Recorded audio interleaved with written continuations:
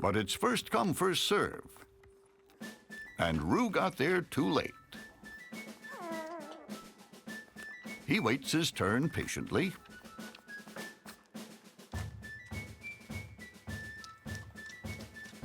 And he waits some more.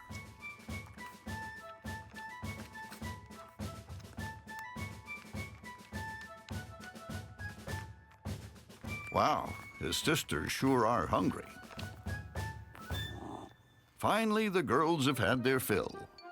But before Roo can have his lunch, Mom heads off for a break. New motherhood is exhausting.